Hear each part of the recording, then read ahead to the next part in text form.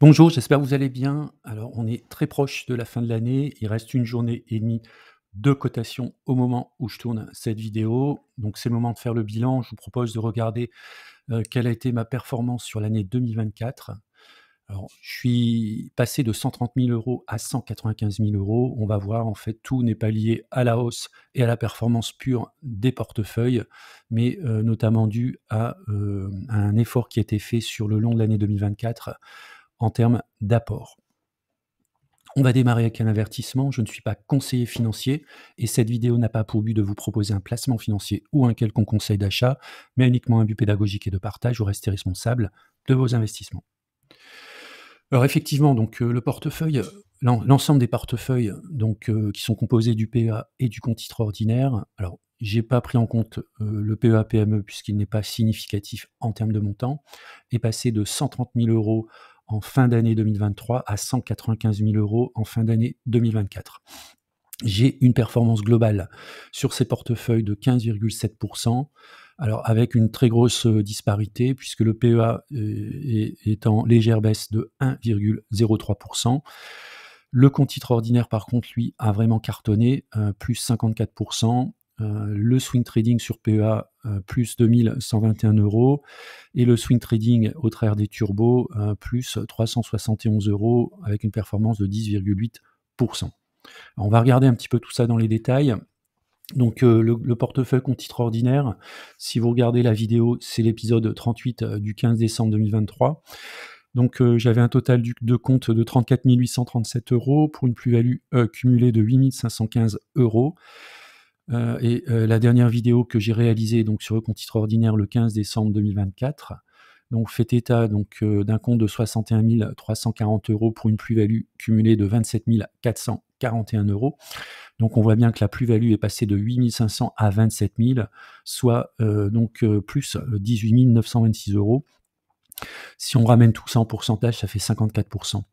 Alors si on regarde maintenant côté du PEA, donc dans l'épisode 37, donc qui était donc à la fin de l'année 2023, donc j'avais un portefeuille d'une valeur de 95 366 euros avec une plus-value de 30 599 euros. Le 27-12-2024, au moment où je tourne la vidéo, donc l'évaluation du compte est de 135 461,57 euros. Donc, il fait état d'une plus-value de 29 611,57 euros, ce que vous voyez ici à ce niveau-là. Donc on voit qu'il est en baisse de 988 euros, soit moins 1,03%. Alors je serai peut-être à l'équilibre avec la journée de lundi et la demi-journée de mardi, on verra bien. Mais en tout cas, c'est une performance qui est relativement moyenne. C'est un peu mieux que le CAC 40 et c'est un peu moins bien que le CAC 40 dividende intégré. Alors maintenant, on va essayer de regarder un peu plus en détail les facteurs de performance.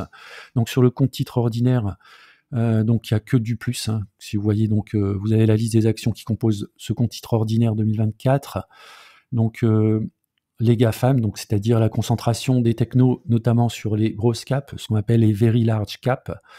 Donc sont ce qu'on appelait à l'époque les GAFAM, en incluant le T avec Tesla, donc hors Amazon, puisque je n'ai pas investi dans Amazon.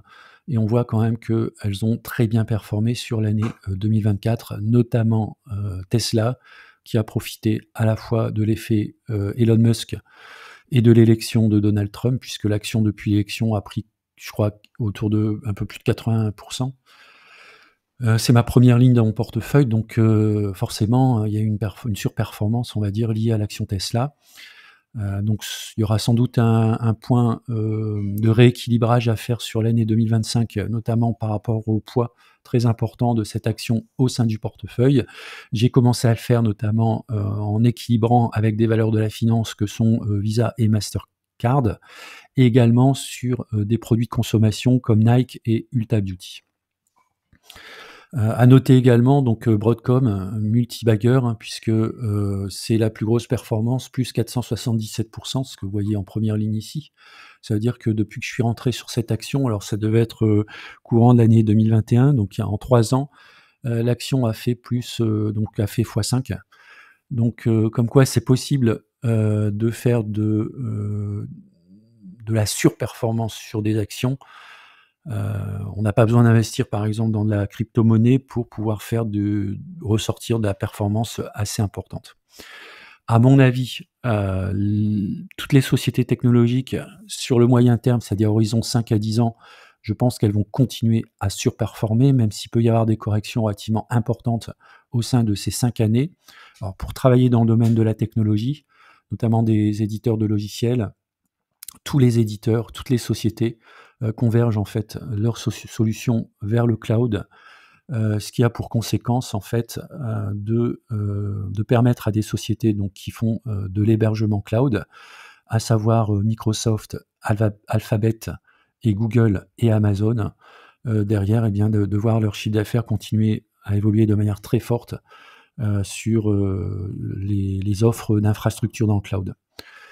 Donc ça, à mon avis, c'est quelque chose qui va continuer à se développer sur les 5, 10, même voire les 15 prochaines années. On a eu également un effet intelligence artificielle. Alors même s'il peut y avoir un pic lié à un effet hype sur les quelques années ici qui viennent de s'écouler, à mon avis, cette notion d'utilisation d'intelligence artificielle va se généraliser. Il y aura vraiment des apports qui vont être réels, à la fois pour les entreprises technologiques, mais également pour les entreprises entre guillemets classiques. L'adoption en fait de ces technologies va leur permettre d'accroître la productivité et donc derrière faire des gains en termes de marge. Alors maintenant, si on regarde maintenant le PEA, donc les facteurs de performance ou de contre-performance, alors on peut voir qu'il y a des sociétés qui ont très bien performé sur l'année 2024, hein, par exemple Ferrari, Essilor, Airbus et GTT. Également donc les ETF US, hein, forcément, ils ont profité du gain des marchés US sur l'année qui vient de s'écouler. Des sociétés qui ont performé relativement correctement, qui sont Rubis, Legrand, ABC Arbitrage. Et puis des sociétés qui ont moins bien performé, par exemple Air Liquide, Interparfums, LVMH et Vinci. Et puis des contre-performances, par exemple, sur Total Energy. Alors, si on regarde dans le tableau Total Energy, on voit que sur l'année, on a fait quasiment du moins 15%. Comme Total Energy est ma première ligne, forcément, ça a eu un impact sur l'ensemble du portefeuille. Également, donc, des contre-performances très très fortes sur Pernod Ricard, Téléperformance Kering et Rémy Cointreau. On peut se poser la question, est-ce que ces sociétés qui ont connu une contre-performance très forte en 2024 vont-elles être capables donc de réagir en 2025 ? Bon, c'est ce qu'on verra sur l'année qui va venir. En tout cas, pour moi, toutes ces sociétés ici en bas de classement ont potentiellement donc des capacités à rebondir sur l'année en cours, ce qui pourrait éventuellement favoriser peut-être un rebond de mon portefeuille PEA sur l'année 2025.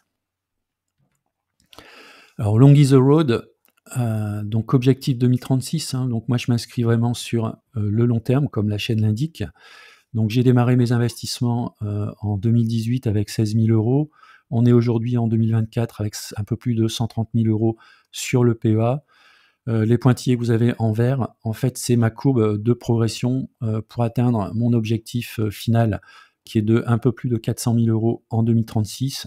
À titre personnel, j'espère être beaucoup plus au-dessus de ces 400 000 euros, notamment lié à une contribution que je vais faire sur les années 2025, 2027, 2028 en termes d'apport. Donc je vais essayer de maximiser mes apports donc, sur ces années-là pour essayer justement de profiter des intérêts composés pour essayer d'arriver au final à des valeurs supérieures à 500 ou 600 000 euros en 2036. Sur le compte titre ordinaire, on peut voir également ici qu'il y a un phénomène d'accélération sur les années 2023-2024, forcément puisque c'est lié aux valeurs américaines et aux marchés américains qui ont une forte croissance sur les 2 dernières années. Alors peut-être qu'il y aura en 2025 et 2026 un petit ralentissement, c'est tout à fait possible. En tout cas, on a pris pas mal d'avance sur le compte titre ordinaire. Je vais continuer bien sûr à faire mes apports sur l'ensemble de mes portefeuilles et à continuer à suivre ma stratégie. Donc d'ailleurs, je sortirai une vidéo très prochainement sur la stratégie 2025, qui sera très proche de la stratégie que j'avais en 2023-2024. Il n'y a aucune raison que je change. Il y aura peut-être des petites adaptations, mais globalement, on va rester dans les grandes lignes de la stratégie en cours. Voilà, c'est la fin de la vidéo. Je vous remercie de l'avoir regardée. N'hésitez pas à mettre des commentaires si vous souhaitez. Il y a également une promotion en cours, donc sur l'abonnement Premium Plus. Donc je vous laisse aller sur le site investirsurlelongterme.com. Vous allez sur la partie abonnement. Vous avez le détail des abonnements, donc 2 abonnements, un abonnement Premium, un abonnement Premium Plus. Et il y a une promotion de 50% sur l'abonnement Premium Plus. Voilà, je vous dis à bientôt pour une prochaine vidéo.